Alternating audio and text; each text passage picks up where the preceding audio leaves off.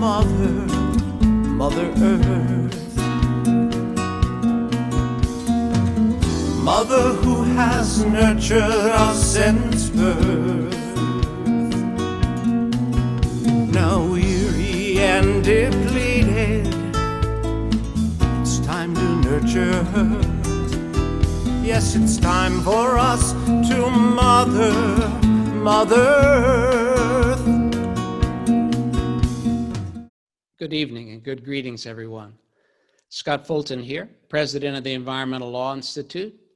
It's wonderful to be with you all, even in this virtual form. I hope that those of you who participated in the virtual reception found the format intriguing, and they made good use of it to connect and reconnect and network, albeit through your avatars. We have what we hope will be an inspiring and entertaining program for you tonight, replete with some special guests and some special music. Our Gold Star sponsors were given the opportunity to contribute a short video, and some did, and we'll be able to add those to the experience. So here we are.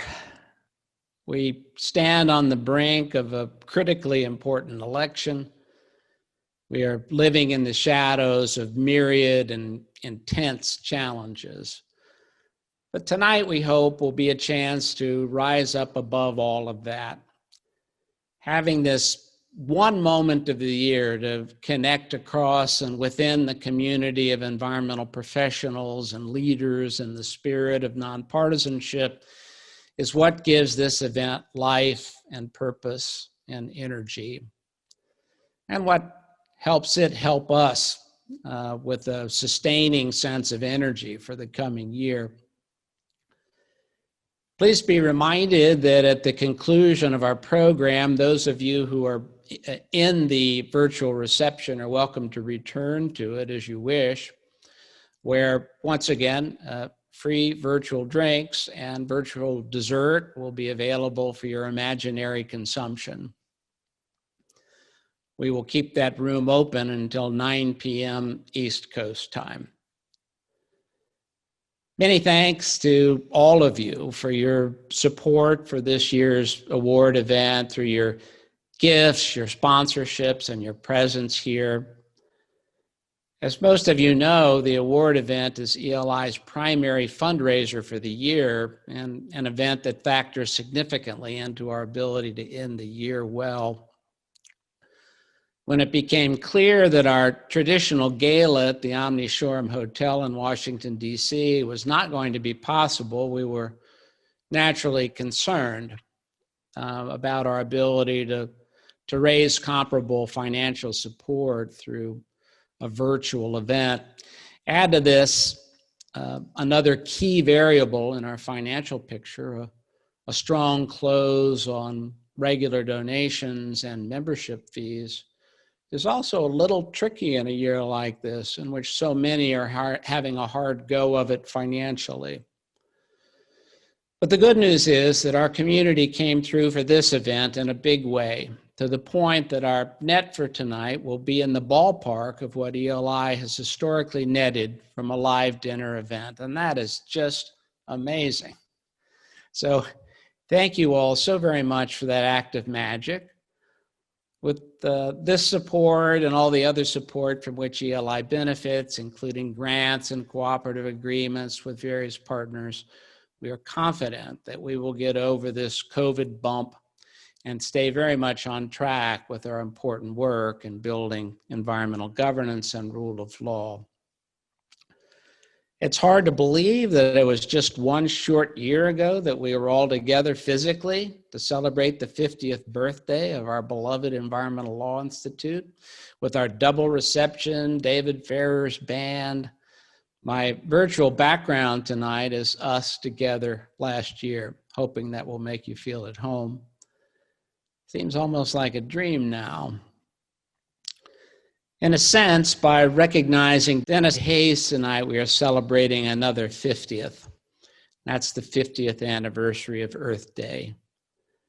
Denis's remarkable and enduring brainchild and a catalyzing influence for so much of the good that has followed It's also EPA's 50th anniversary year, and a special shout out to the EPA folks and alum who are with us here tonight. Those of us old enough to remember pre-Earth Day environmental conditions know very well the vast changes that our work together has brought about. It's a testament to the transformative power we possess when we confront a problem head on, take the science for what it is, and are unified in our resolve to produce change. We surely have a ways to travel yet, but so much has been accomplished. You all are part of the Earth Day legacy, whether you've been working on the Earth question within government, through an NGO, within industry, at a law firm, or as an educator. And how wonderful it is that we honor Earth Day's original organizer and keeper of the flame tonight. I'm hoping Earth Day's 51st year turns out to be a better one than ELI's 51st year. Ours, of course, was 2020, which turned out to be a doozy, extraordinary, unprecedented in our time. Fortunately, with your help and support and a lot of hard work by the ELI staff over the last several years, we entered the COVID period in a position of strength. And with ELI's experience in running remote engagement platforms, we were able to pivot pretty quickly and fully in that direction, such that for the most part, we haven't missed a beat. This means we've been able to maintain momentum in key programs virtually, like our facilitating work in China through the CIBDEG project, the Climate Judiciary Project, educating judges on basic climate science, our Innovation Lab and the Green Tech Initiative, just to name a few. An example of action on the technology front is the series of papers recently released on artificial intelligence, blockchain, and sharing platforms through ELI's partnership with the Project on the Energy and Environmental Implications of the Digital Economy. Other things moving forward. With your supporting gifts, we've selected our first 2 fellows under the Jim Rubin International Fellowship that we announced at last year's dinner. We're excited about that. We'll be getting started very soon with those folks. And our Emerging Leaders Initiative, which we've talked about before, this new vehicle for leaning into the future, brought on its first class of 60 emerging leaders and is providing virtual tailored programming for that group to prepare them to follow in the footsteps of their predecessors on the Leadership Council and the ELI board and other acts of environmental leadership.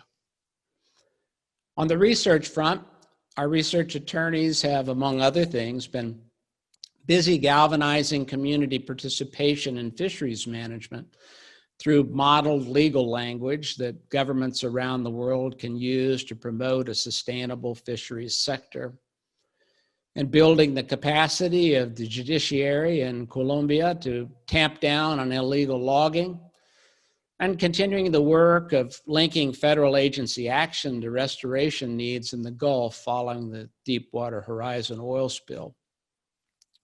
On Earth Day, ELI released Climate Science in the Courts, a review of U.S. and international judicial pronouncements. This report reflects emerging judicial views around the globe on climate science and asks how this might inform public understanding of and debate about climate change moving forward. This summer, ELI released Environment 2021, What Comes Next? A report that analyzes recent developments in environmental regulation and helps environmental practitioners, policymakers, and the public at large think about what lies ahead. Our publications team has been busy too. ELR, the environmental law reporter, turned 50 this year and continues to provide insightful articles relevant to environmental practitioners and policymakers on today's most pressing environmental issues. ELI Press, which is our books division, released 4 books since the time we last met on topics ranging from animal law to global environmental law to tools cities and communities could use to enhance resilience in response to a changing climate.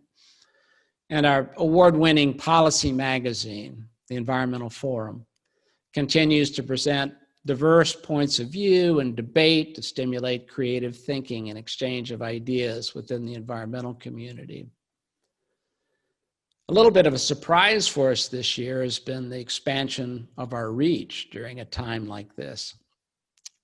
Fun fact, next week, the Environmental Law Institute will receive an award from the American Bar Association for our ELI at 50 program last year. Partly because last year was a record breaker for us in terms of attendance at ELI programs and events. The truth is that we will shatter that record this year. In fact, we already passed it back in July. The virtual world is a strange world to be sure, but not an unproductive one. So the good news on 2020 for ELI is that despite the tumult of this year, the Institute remains very much on the go and is not only surviving, but is leaning into the future. As diverting and distracting as this year has been, the ebb and flow of life, of course, carries on. And we had some major losses in our community this year. We're still mourning the loss of one of our mainstays, Stan LeGros, longtime practitioner, former assistant administrator at EPA, and one of ELI's longest tenured board members. Stan, among other things, was instrumental in keeping us all connected with former board members, hosting for the last few years a dinner for former directors the night before the annual award dinner. Stan's going to be greatly missed, as will others, like our friend Lisa Felt, wearer of many government hats, including former deputy assistant administrator for OLM at EPA, who was killed in a car wreck just a few weeks back. Ted Olstead, head of the Climate Leadership Council, who recently suffered a tragic accident while hiking. And of course, late last year, we lost one of the towering giants in our field, the legendary Bill Ruckelshaus.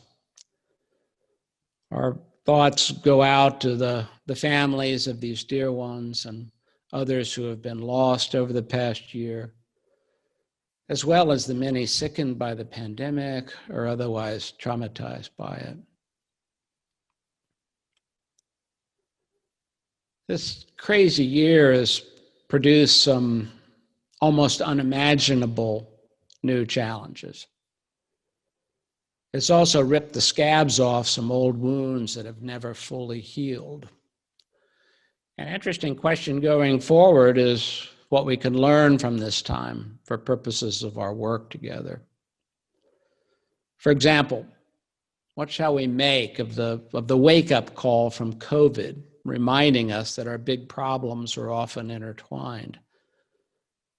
The facts and the science are still coming in, but the mere possibility that zoonosis, or unhealthy animal life, may be connected to the origins of the COVID pandemic, and that zoonosis itself can emerge from our failures to stem and manage wildlife trade, protect wildlife habitat, and the like, is perplexing, to say the least.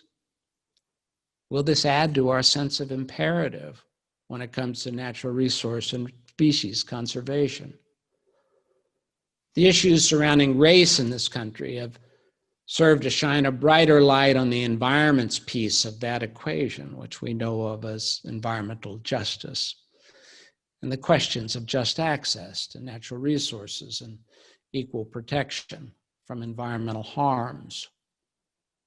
Are we at a new starting point in reckoning with the uneven distribution of environmental benefits and burdens? How will we contend with the new public health layer added to the already difficult conundrum of cumulative impacts?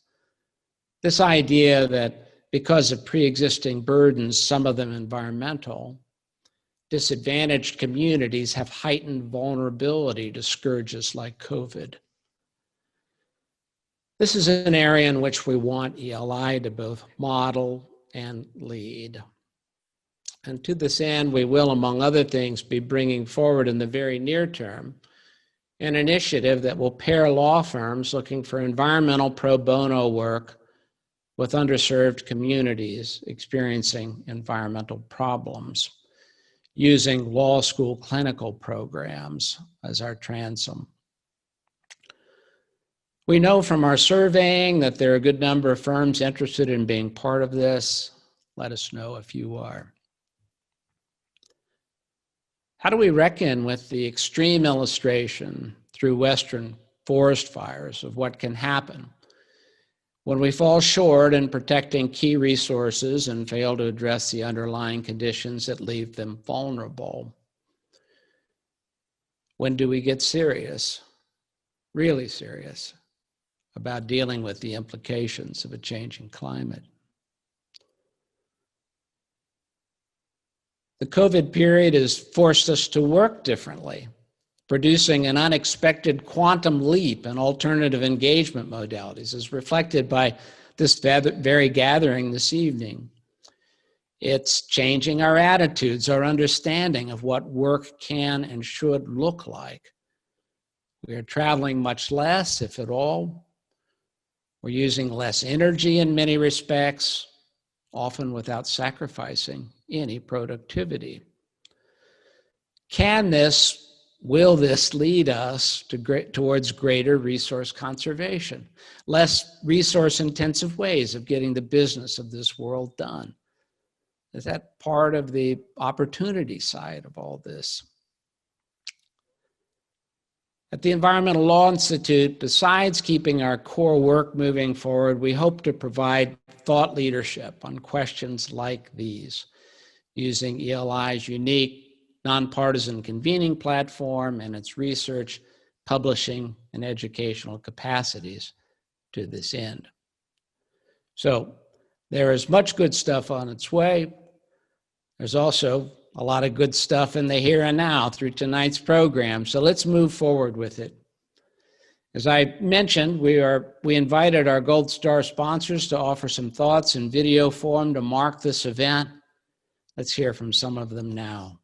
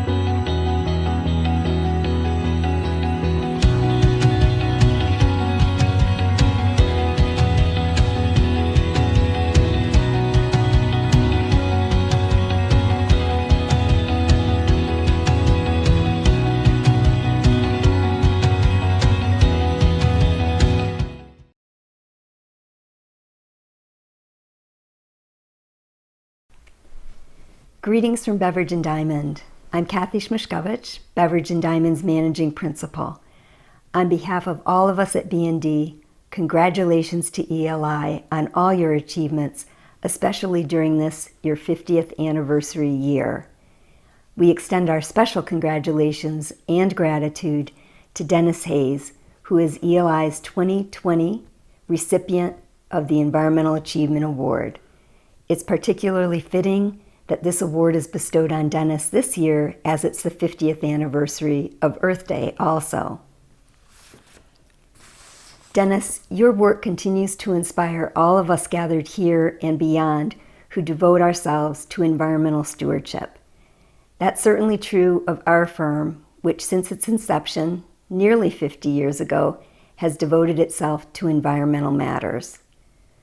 The work of the environment has never been more dynamic or vital. We're very proud to be part of this community, which commits itself relentlessly, as we do at Beverage and Diamond, to the important work of the environment. Congratulations, Denis, and thank you again for your visionary leadership.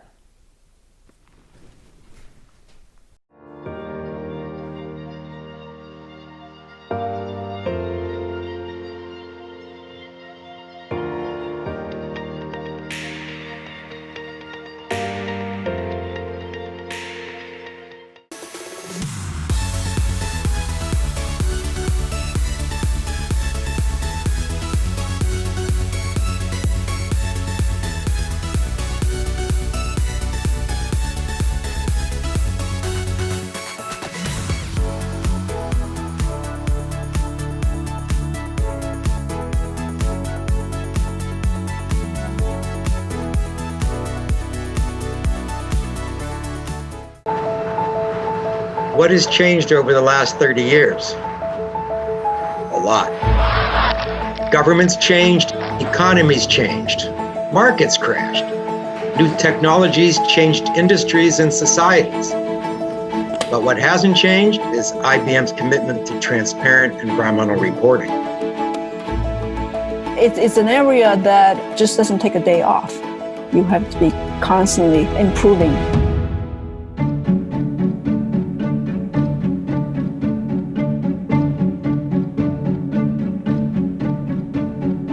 Today, every company issues an environmental report, but it wasn't always that way. In the 1990s, we were one of the few multinational companies to do a comprehensive environmental report. And that very beginning of corporate environmental reporting from 30 years ago has taken off like wildfire. Today, every generation of our hardware needs to be more efficient than the previous generation. What matters most in the end is conserving energy, actually consuming renewable electricity, and truly avoiding, eliminating, or reducing emissions. We have the solution, we have the desire, and whether it's clients, the government, or in the private sector, they have the needs. We just need to match those things together.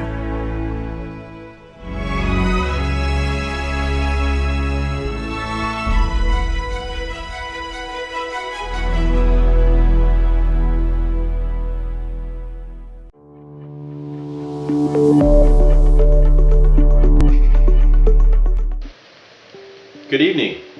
On behalf of King & Spalding, we are delighted to be a Gold Star sponsor and to join with ELI in celebrating the environmental achievements of Denis Hayes. And congratulations also to ELI for serving for 50 years as a vital forum for the thoughtful discussion of environmental issues. We support ELI because its boot camp and other programs educate and inspire young lawyers.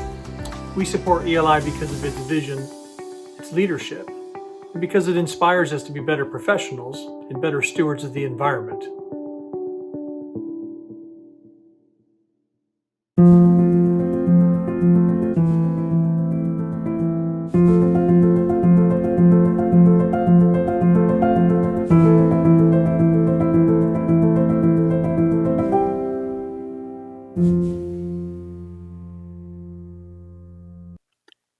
Pfizer congratulates ELI's 2020 Environmental Achievement Award winner, Denis Hayes, on his lifetime of outstanding achievements. Pfizer is proud of its decades of support of the Environmental Law Institute. At Pfizer, we believe that science will win for public health and for the environment. At a time when things are most uncertain, we turn to the most certain thing there is. Science. Science can overcome diseases, create cures, and yes, beat pandemics. It has before. It will again. Because when it's faced with a new opponent, it doesn't back down. It revs up, asking questions till it finds what it's looking for. That's the power of science. So we're taking our science and unleashing it. Our research, experts, and resources, all in an effort to advance potential therapies and vaccines. Other companies and academic institutions are doing the same. The entire global scientific community is working together to beat this thing, and we're using science to help make it happen. Because when science wins, we all win.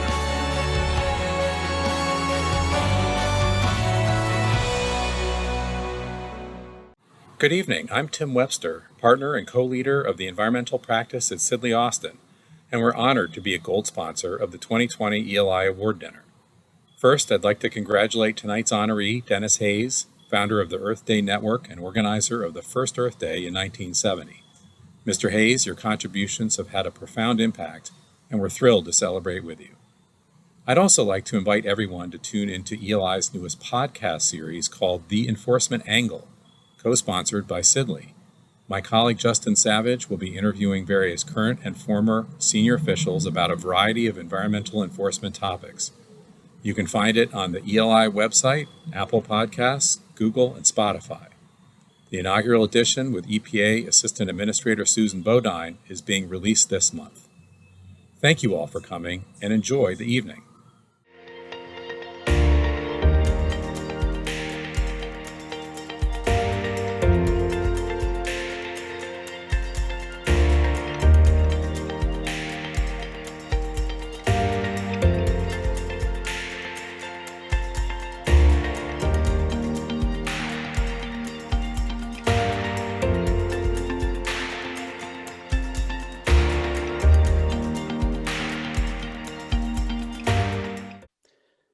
Well, many thanks to our Gold Star sponsors, not only for their special generosity, but also for these videos.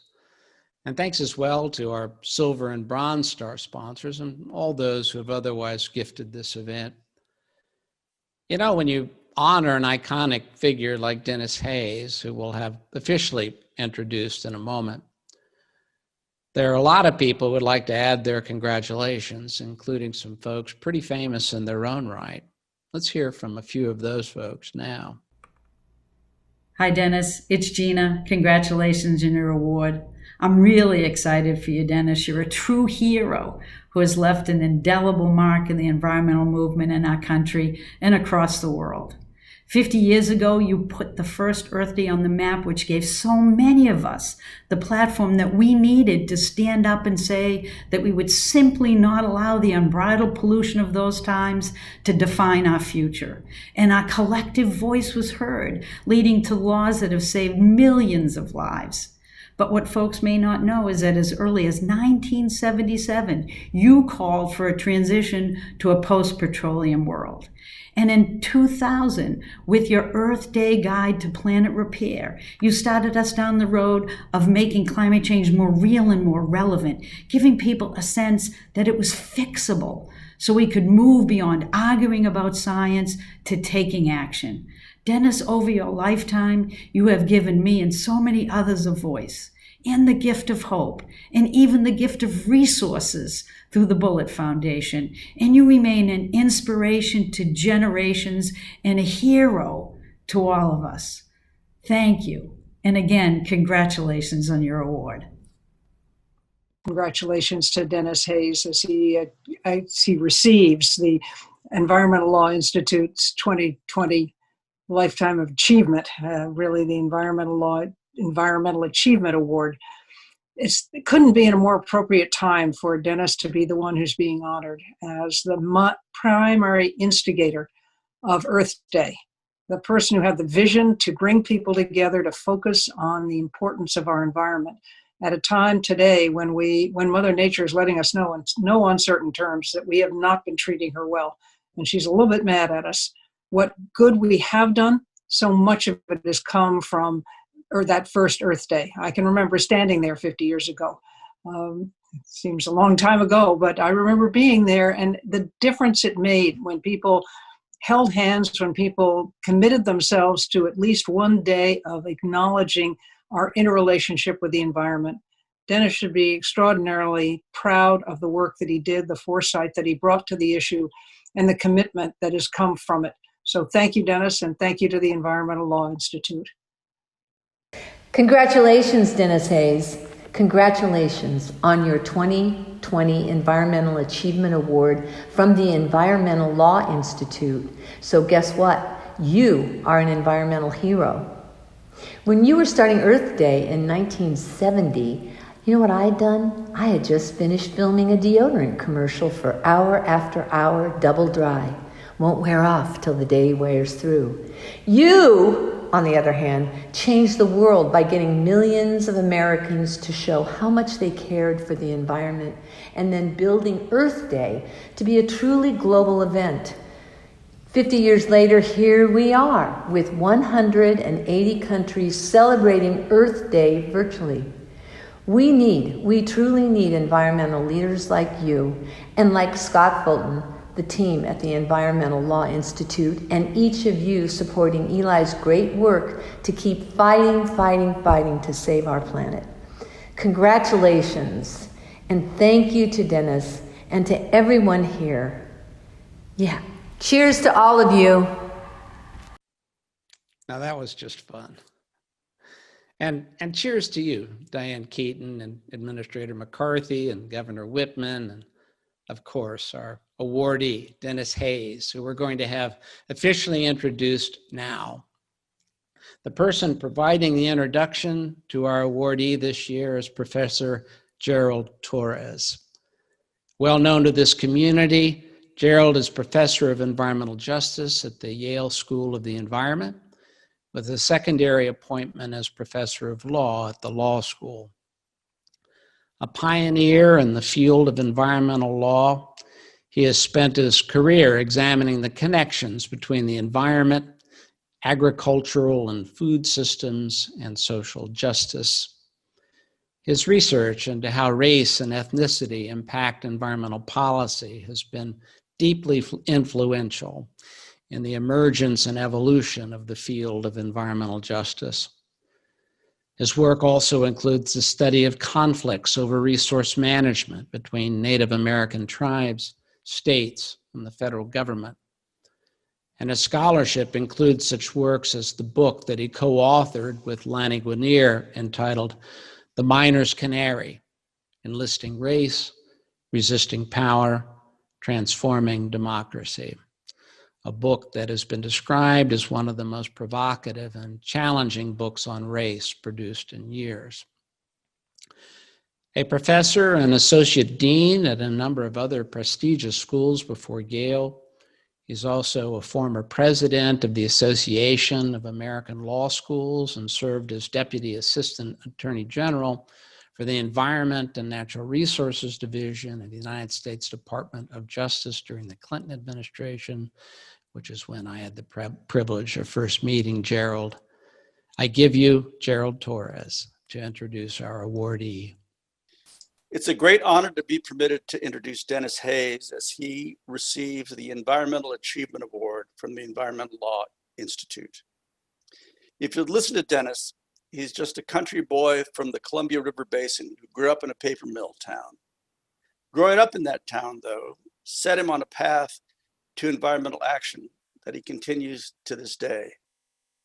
He might tell you stories about hitchhiking around the world when he was 19, or taking the Trans-Siberia Railroad in the middle of winter before he turned 20. What he won't tell you is that Life magazine named him one of the most important Americans of the 20th century, or his selection by Time magazine as one of the heroes of the planet, or of his work in state government and the federal government, where he put his ideas into action and influenced policymaking at the highest levels. You most commonly associate him with his organizing of what is still the largest single-day citizen mobilization in American history, Earth Day. When environmental history is written, Earth Day will figure as a crucial inflection point. Earth Day launched the first generation of environmental protection. It gave us what we regard as the basic infrastructure of regulations that have been so effective that most people in the United States believe that the current quality of the environment is what it has always been. But of course, they would not have the luxury of that illusion, but for people like Denis and the lives that Earth Day changed. Denis's work is to continue to awaken people of the need for continued vigilance. In 1990, Denis took Earth Day global, and it is now the most widely observed non-religious holiday in the world. He founded Earth Day Network to knit together the local actions that occur every Earth Day, and he has produced a global web of activists who see that all politics may be local, but the Earth will only be saved by all of us acting together. Getting to know Denis has been one of the seminal moments in my life, comparable to my friendship with Joe Sachs. And like Joe, he has demonstrated a steadfast commitment to the ideals of democracy that are embedded in concern for the environment. He's moved major organizations. He's built the greenest building in the world, which stands as a model for what can be done. He's done this with vision and commitment, and he's done it while being a devoted husband, father, and grandfather. Without wanting to succumb to any false equivalency, but because the Bullitt Center is termed a living building, I think it's kind of fair to say that it's also a grandchild. Maybe it's Earth Day's grandchild. The books he's written, and the last book he wrote with his wife, Gail, of 49 years, was called Cowed: The Hidden Impact of 93 Million Cows on America's Health, Economy, Politics, Culture, and the Environment. While reading it, my daughter looked up and exclaimed, "There's cow in everything." What the book revealed is that in fact there is. And it's the responsibility for us to know what the world is actually like and where the health of the world, the health of the world's cultures, the health of the world's economies, all lie in our knowing what daily life is actually like. He took an unflinching look at the impact of how the dairy industry and the cattle industry in general has affected our environment. I view it as a continuation of his first book, Rays of Hope, The Transition to a Post-Petroleum World. There, again, ahead of the curve, he was already counseling us to start moving to a post-petroleum world, to transition to renewable energy. Most people were just complaining about standing in line, waiting to get their cars filled because of the oil embargo. Denis was far beyond that. He was already leading. He's also taken leadership in his commitment to action on climate. And he's done so with the same clear-eyed, passionate attention that he's brought to everything he does. Importantly, action is the measurement of his commitment, not just words. His life and work have changed how we talk about the world and what is necessary to preserve it and make it a home to all of us. His stewardship of the Bullitt Foundation is evidence of this, but so are the awards he's achieved over his lifetime. It's some measure of the man that I only learned about these awards when preparing this introduction. He's received the Jefferson Medal for Outstanding Public Service, the Ridenour Courage Prize, the inaugural Green Swan Award, the Rachel Carson Award, and the highest awards bestowed by all of the important environmental organizations. He's a champion of the environment. Significantly, he's a champion of the belief that responsible public action is the most straightforward path to a future we want to embrace. Thank you for everything you've done, Denis, and congratulations. Thank you, Gerald. And so it's my pleasure, Denis, to commemorate your receipt of the Environmental Law Institute's 2020 Environmental Achievement Award. The physical award will, of course, be sent to you, but for your benefit and for the benefit of those gathered here, let me read some of the key passages from it. It reads as follows. The Earth Day generation was born on April 22nd, 1970. That's when millions of people around the country held the first national teach-in to celebrate our connectedness with our planet and envision how to save it from unsustainable practices. But for the efforts of a small group of visionaries, what has since become an annual event held in thousands of cities around the world would not have emerged. And Earth Day would not have left its indelible imprint on the legal and institutional mechanisms that define the system of environmental protection we have today, both here in the United States and around the world.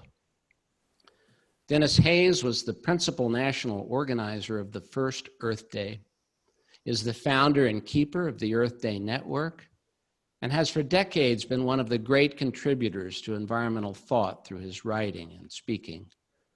Under Denis's leadership, the Earth Day Network has carried on Earth Day's educational mission, and Denis is recognized internationally for expanding Earth Day celebrations to more than 190 nations.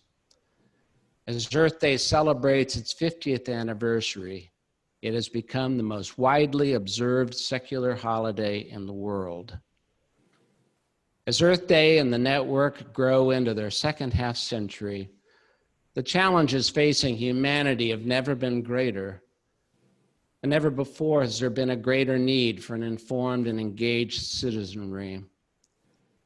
Celebrating Earth Day and what it means is an annual accounting of the debt we owe our world and how we can pay it forward to succeeding Earth Day generations. For bringing us Earth Day and making other remarkable contributions to environmental stewardship, we honor one of the most iconic figures of our time, Denis Hayes. Congratulations, Denis. Well, Scott, thank you very, very much. Coming from you and from ELI, this award is particularly meaningful.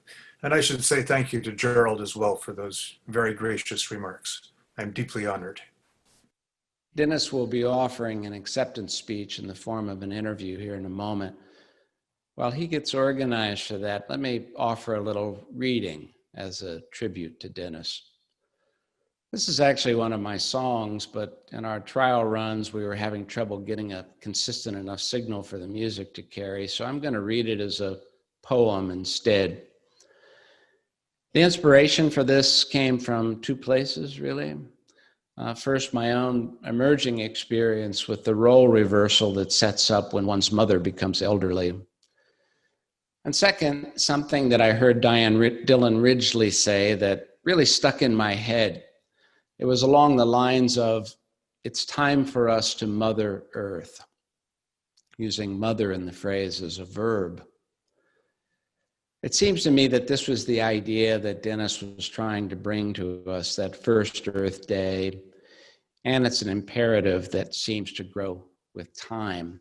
So, a poem for our friend Denis. It's time to mother the earth. It's time for us to mother Earth, the mother who has nurtured us since birth. Now weary and depleted, it's time to nurture her. Yes, it's time for us to mother Earth. The miracle of life, the mother's gift. Our sustenance, her sacrifice. Meeting our demands, a monumental lift. Appetites like ours come at a price. It's time for us to mother Earth. The hours upon us for the roles to be reversed, for us to do the mothering in turn. For all she's given us, a time to reimburse, to surround her with devotion and concern. Yes, it's time for us to mother Earth. And if we hope that she'll be there for us just as before, we'll watch over her till she's restored. Yes, it's time for us to mother Earth, the mother who has nurtured us since birth. Now weary and depleted, it's time to nurture her. Yes, it's time for us to mother Earth. And now I want to turn things over to our interviewer, Stacey Holliday, currently running her own consultancy out of Bangkok. Stacey is one of the key members of and contributors to ELI's Emerging Leaders Initiative, and has served as a shareholder at the law firm of Beveridge and Diamond and a special counsel at the Environmental Protection Agency. Our thought was to use this interview as a way to connect a historic figure like Denis with someone whose generation will soon be making history. So over to you, Stacey, and Denis, thank you again for your leadership and example in showing us how to mother the earth. Thanks so much, Scott, for the introduction and for that wonderful tribute to Denis. My name is Stacey Halliday, and I'm so honored to be here today with our awardee, the great Denis Hayes, for today's celebratory interview. Especially after Professor Torres's fantastic remarks, Denis needs no introduction. I think we can jump right in. So Denis, although it was seemingly named for the planet, the first Earth Day was actually more like the United States Environmental Day. Why did you expand the Earth Day campaign to the rest of the Earth, and why was global scope particularly important to you? Well, U.S. Environment Day doesn't have much of a zing to it. So Earth Day just sort of seemed to have the right kind of rhythm. Back in 1970, the major problems that we were focusing on were intensely local. Air pollution in Los Angeles, Pittsburgh, the Cuyahoga River catching on fire in Cleveland, Santa Barbara oil spill, freeways slashing through vibrant inner city neighborhoods in lots of cities. By 1990, we had passed a tsunami of legislation addressing all of those local issues. The Clean Air Act, the Clean Water Act, the Safe Drinking Water Act, Endangered Species Act, the Toxic Substances Control Act, Superfund, on and on. But a new set of issues, international issues, were starting to get some attention. Global warming, of course, was the big one. That was our principal theme for the year. Migratory species that crossed multiple international borders, overfishing, threats to the commons out in the oceans. Plus, a couple of years earlier, the world had successfully negotiated the Montreal Protocol to address ozone depletion, another global issue. So in 1990, we thought that it was time to start teeing up the environment in a global way and to actually let Earth Day live up to its name. I visited groups on, I guess, 3 continents in the course of organizing that. We got a bunch of graduate students from Stanford and Berkeley to call all of the people that they had back home, international students. And in the end, we had participation from 144 nations. Wow, that's incredible. I mean, such increase in scope and now getting where we are today, it's incredible. So bringing us to the present, you're at the Bullitt Foundation now, and you're doing the incredible work of trying to mold cities like Portland, Seattle, and Vancouver into models of sustainability for a rapidly urbanizing planet. So why did your foundation shift its focus from forests and oceans to cities? Well, in part because there's a vast human migration all over the planet today to cities. But those cities are, for the most part, not optimized to nurture and to support human beings. Some are working much better than others, but even at their very best, for my money, that might be Copenhagen. They still don't pretend to be truly sustainable. At the foundation, we believe that progress comes from trying new things and doing more of the stuff that works and jettisoning the stuff that doesn't. We have the good fortune to be located in a part of the world that's relatively well educated, relatively progressive, relatively green, relatively prosperous. Portland, Seattle, Vancouver seemed to us to be reasonable places to try to create cities that are designed around genuine human needs. Moreover, cities are the only ecosystems whose species actually vote. And we are very interested in trying to create positive political pressure for environmentalism. Particularly now, I'm sure, an important time. So please tell us more about the Bullitt Center. It's a 50,000 square foot mid-rise office building. It's known as the greenest building in the world. Can you please describe some of its features and why creating hundreds of millions of similar buildings will be really important to addressing our climate crisis? Sure. We built the Bullitt Center mostly because we couldn't find an office any place that we wanted to move into, and we wanted to really walk our talk. Its features, well, for one, it's net energy positive. That means that it produces more electricity from rooftop solar photovoltaics than it uses. And it's an all-electric building, so that is 100% of all its energy. It remains the only 6-story net energy positive office building in the world. If you think about that for a second, I emphasize 6-story because a roof is a roof. If it's a 1-story building, a 6-story building, or a 50-story building, you've only got so much roof. It's not that hard to be net energy neutral in a 1-story building. 6 stories stretches it. And that's coupled here with the fact that Seattle is the cloudiest major city in the contiguous 48 states. What's up, Phoenix? We do this thing of a challenge. The center is also net water neutral, including all potable drinking water. We get everything from the rain. We treat and reuse our gray water. Building contains no materials that are toxic. That meant we had to get some suppliers to actually reformulate their products so that we could use them. For example, our vapor barrier, which keeps water outside of the building and also acts to stop air infiltration of the building, was the first in the United States to contain no phthalates or other endocrine disruptors, but they've now gone on and made that their standard vapor barrier from the company that made it for us. All the wood in the building, and there's a lot of wood in the building. It's heavy timber construction.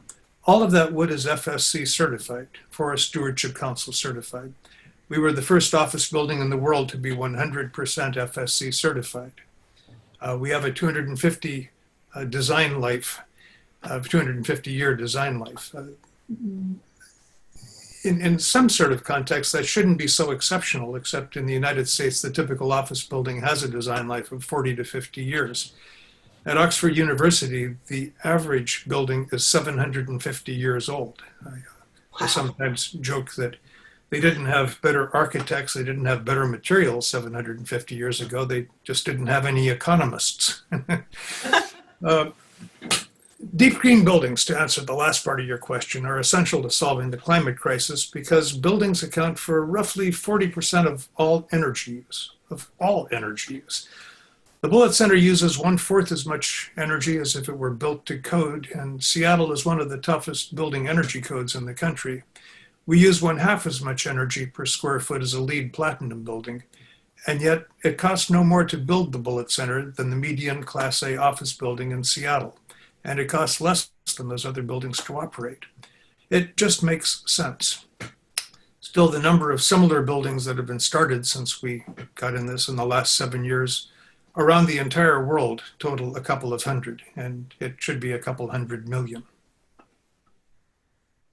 Yeah, that's frustrating, especially since you set up such a model, but hopefully things are changing a bit, get some more momentum. Dennis doesn't mention how beautiful the building is, and I encourage folks to take a look at the website, and that staircase is beyond beautiful, so it's definitely worth a look. Thank you. And in a COVID-19 period, I'd also say it's probably the healthiest building in Seattle. We have a lot of air exchange, and you can control your own windows in the building, which is a plus.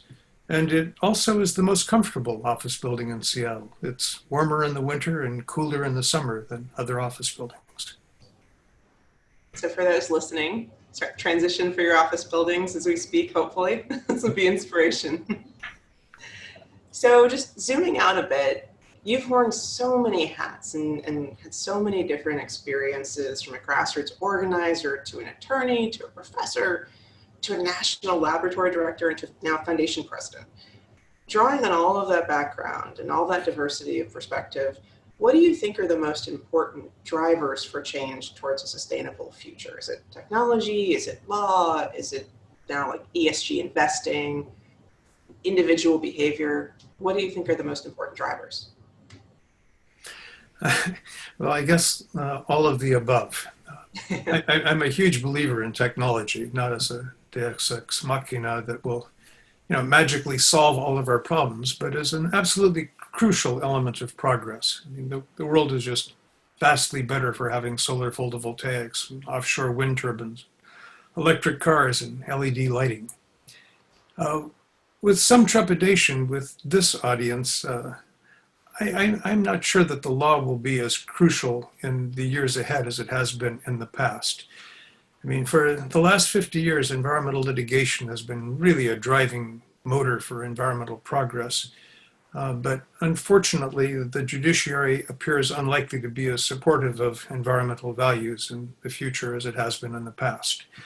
To be just a little tiny bit political, Donald Trump has appointed nearly 1/4 of all active federal judges in the United States, and they tend to have an originalist view of the Commerce Clause. It makes them skeptical of any laws that regulate any kind of commerce, pretty much, such as child labor, 40-hour work week, minimum wage, the Great Society, the New Deal, and candidly, all environmental regulation.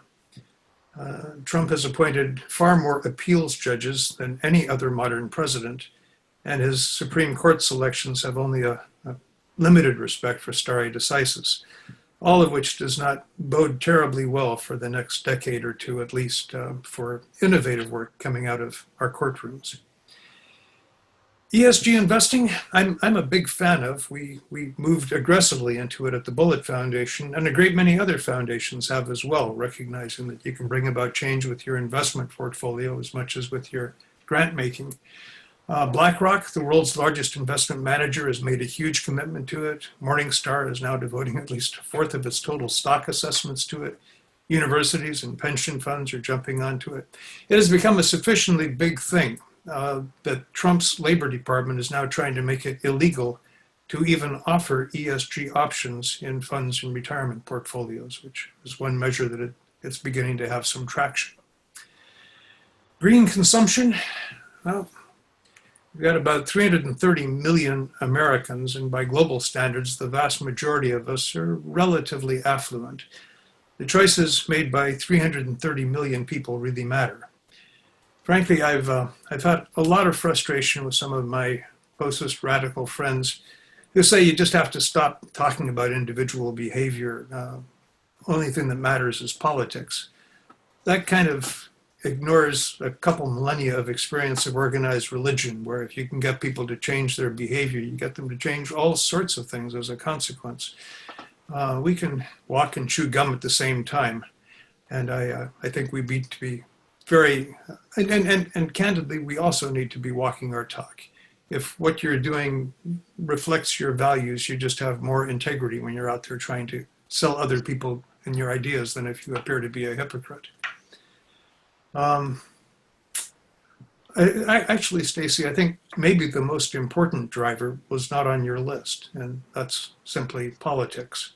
Rolling back more than 100 important environmental rules, the current administration is the definition of an environmental train wreck. So politics really matters.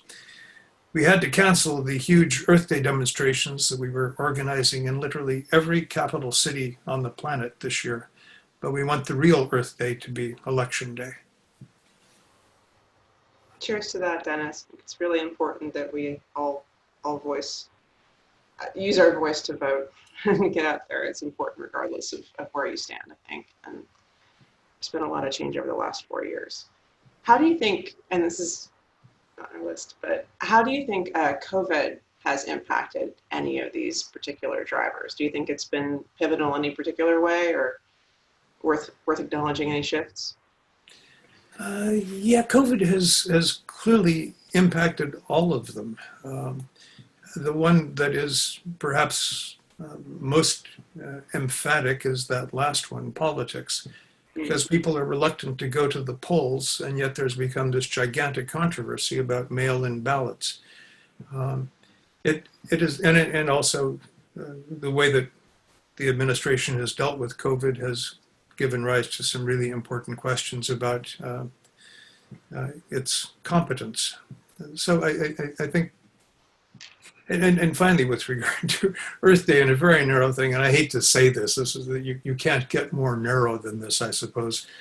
But as someone who worked with his colleagues at the Earth Day Network for 2 years, trying to build gigantic physical demonstrations of hundreds of millions of people scattered across the planet for Earth Day, it's their 50th anniversary, and you only get one of those. COVID just wiped us out. So it has certainly had a huge impact there. Yeah. Well, hopefully the return wave will be even bigger once we can all get back together and see each other in person again. So for a strong recovery. But one of the things I've really loved about reviewing your past work and listening to past interviews is the concept of framing your environmental objective as a human return to the basic principles of ecology, leavened by humane values. You want to design buildings, cities, industry, and agriculture in a way that's informed by billions of years of beta testing by Mother Nature. So what does that sort of ecological economy imply for the existing economy, such as robust economic growth, discount rates for future benefits, and designing products for end of life? Okay, that is a heavy one. We have an economy here and basically everywhere on the planet that is predicated on endless, unlimited growth of physical throughput. Since we live on a finite sphere, endless physical growth is just impossible. You can grow software, services, education, basic science, entertainment, other kinds of intangibles almost without limit, but not cement, steel, glass, people. We are facing some absolutely wrenching changes, and yet every political figure, whether left or right, promises more growth, because I think that's less scary than talking about redistribution. Also, every stock and every mutual fund promises more growth. In nature, the optimum state is equilibrium. When you have uncontrolled growth in nature, that precedes collapse. It's a type of cancer. We're getting an early taste of what uncontrolled growth running into absolute barriers means as we watch coal companies go bankrupt. Next up are the oil companies. Shell, BP, Total are all paying attention, I think, to climate policy, diversifying their investments. All three of them are diversifying pretty aggressively into renewable energy resources. But the change is coming, and it's going to be inevitable. Well, as we look towards this change, we're seeing other trends, I think, in terms of focal points for not just the environmental movement, but broadly, politically. And one of those things is a cause very near and dear to my heart, environmental justice.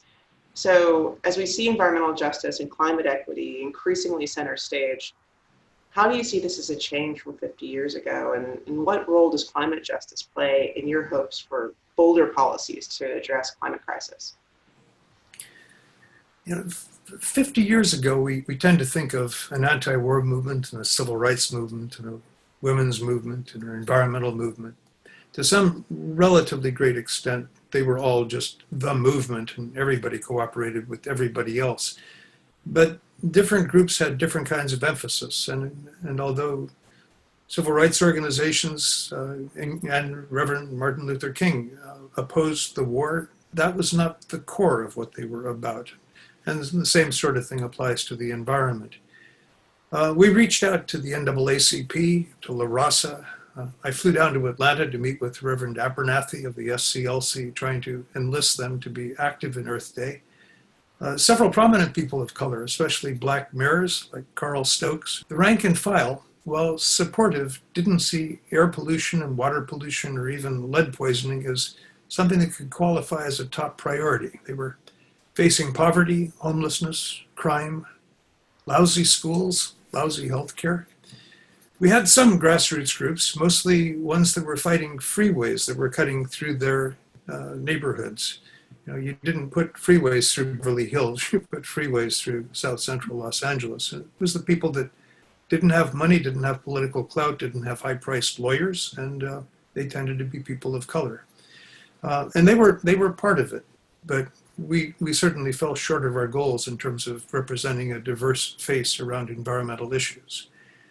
Today, as you suggest in contrast, many of the most dynamic grassroots groups, including the thousands of local student climate strikers, and the chapters of the Sunrise Movement and 350.org, and many of the key Earth Day organizations are led today by young people of very diverse backgrounds.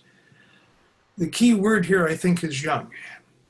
Kids who are confronting unprecedented forest fires and hurricanes and droughts and floods and rising seas and dying corals and so forth. They're genuinely terrified about the world that they're inheriting. And today, even 14-year-olds have the social media savvy to pull together some fairly impressive demonstrations, and even pulling together global networks. There are people who have closer friends on the other side of the planet than the people that live down at the end of their block. It's an incredible time, and it's really exciting to see how, like you mentioned, this youngest generation is mobilizing and using all these tools for such great ends. It's not just TikTok. People are doing really impressive things. So it's a really exciting time. Thank you. I would like to claim credit for that with my daughter, who actually works on privacy issues for TikTok. It was really unexpected plug here. Thank you. TikTok does great things too. And fun things. But okay, so as we're looking at this sort of 50-year time span, even you dedicated your entire career to promoting this healthy, diverse, resilient environment for which we are all extremely grateful. Over those 5 decades, you've experienced some genuine triumphs, some crushing defeats, unavoidable on both sides after such a long and incredible career. Would you share with us your worst experience and also your most exhilarating experience, and maybe just your most ridiculous experience, please? Well, my worst experience is the clearest. I was running the Federal Solar Energy Research Institute, which is now the National Renewable Energy Laboratory. We were employing more scientists and spending more money on basic research and policy research, probably than the rest of the world combined.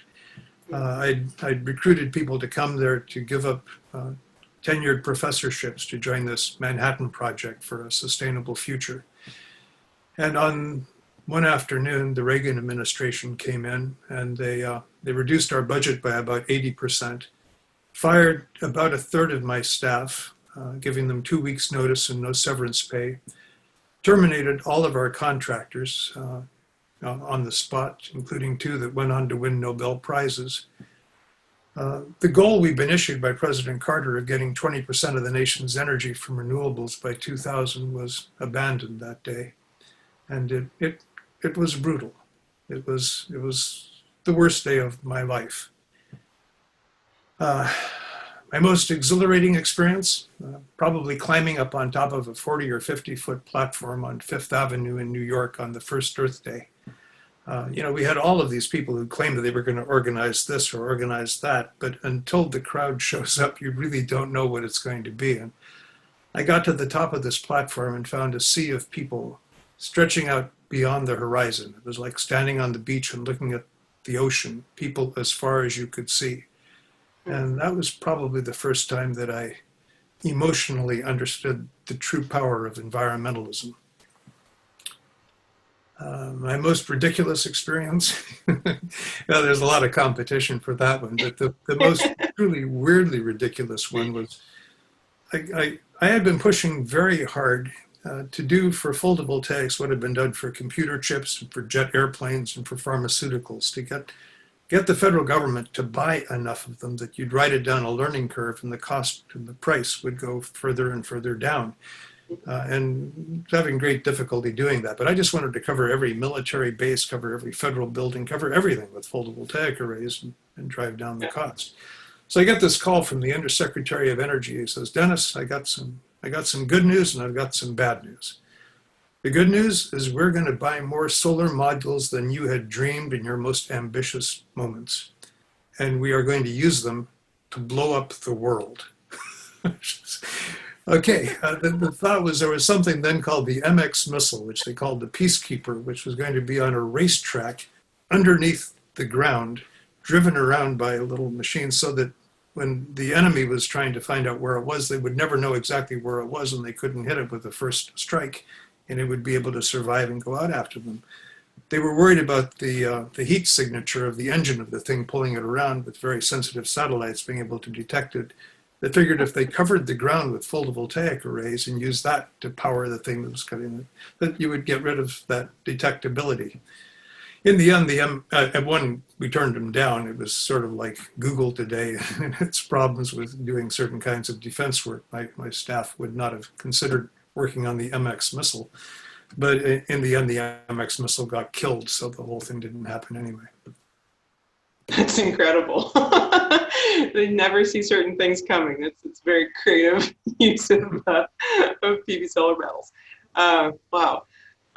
Thank you for that. That's for sharing the full span. I think it's such a great testament to your dedication and commitment to building past those most challenging moments to get to those huge victories and building that long career. So thank you for staying so dedicated even with the defeats alongside the victories. It's so important for all of us to remember. This brings me to our final question, which makes me very sad, but I'm just so grateful that we've had this time together. So you've characterized your attitude towards the future as stubborn optimism.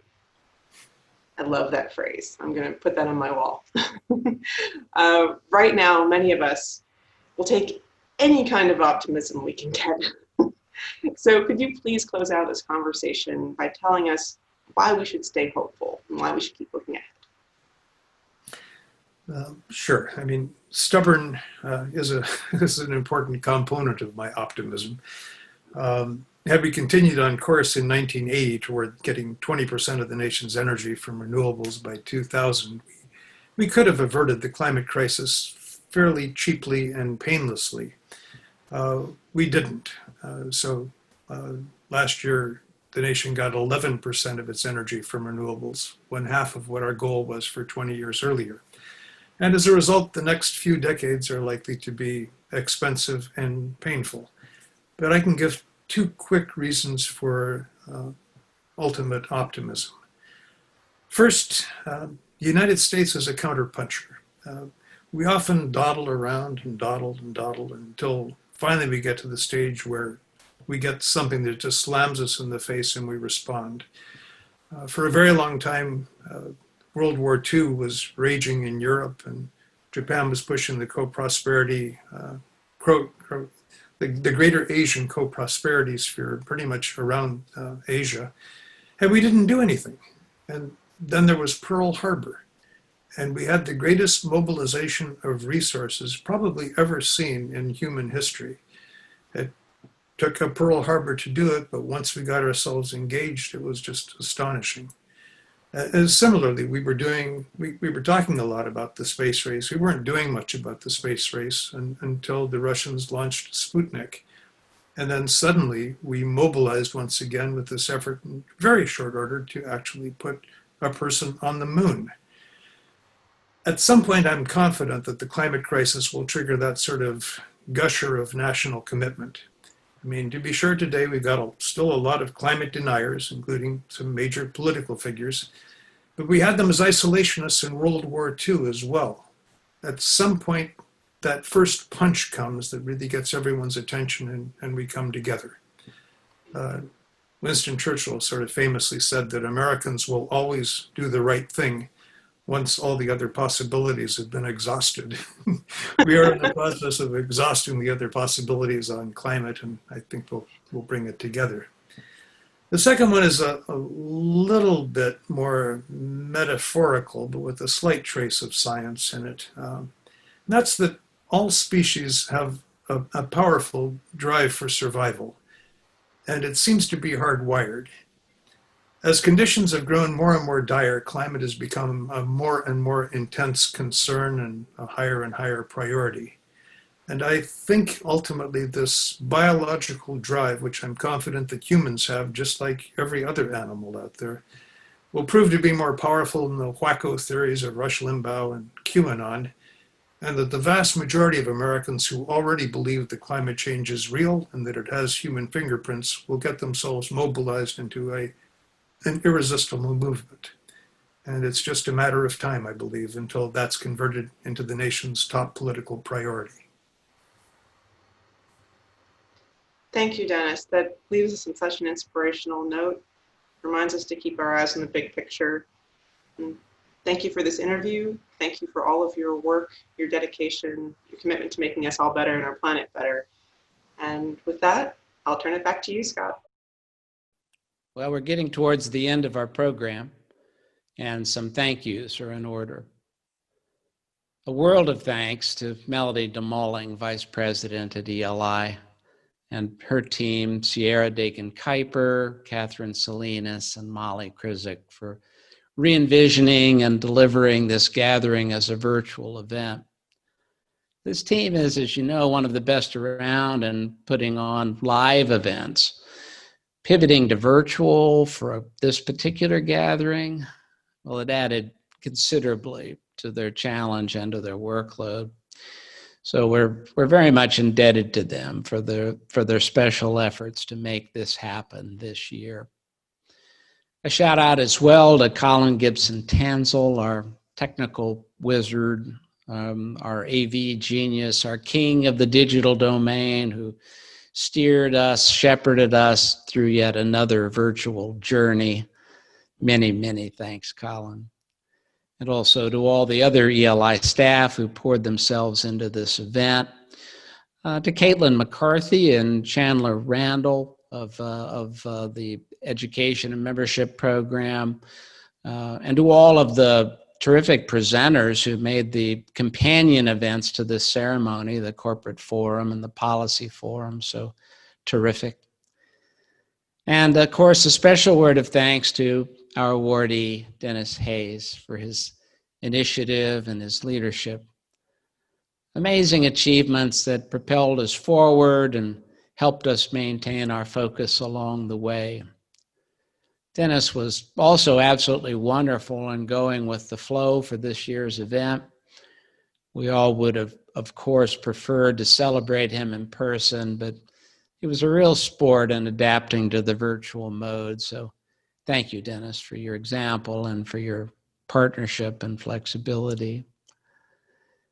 And finally, a big thank you to all of you. Without you and your sponsorships and support, especially during these fraught, difficult times, we, of course, could not sustain our work.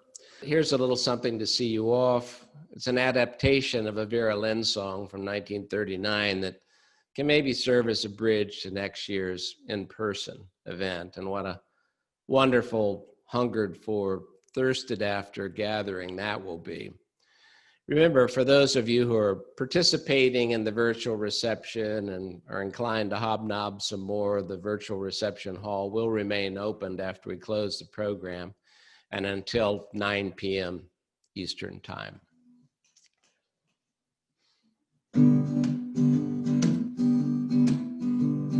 We'll meet again, don't know where, don't know when, but I know we'll meet again some sunny day. So keep smiling through, just like you always do, till the blue skies drive those dark clouds far away.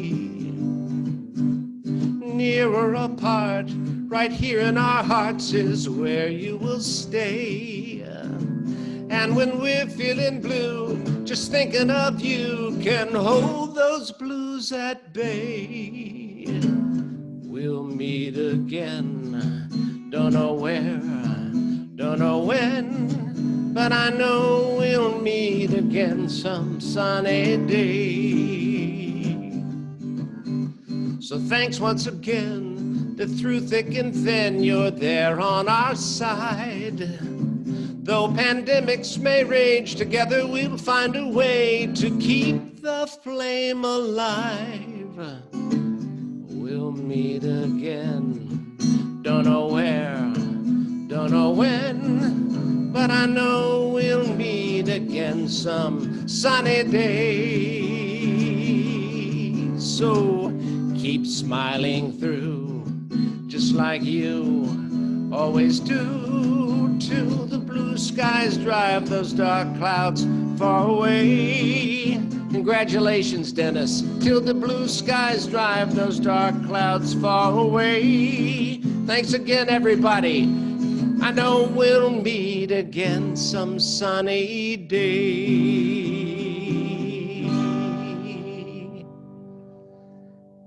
Good night, everybody. See you next year in person.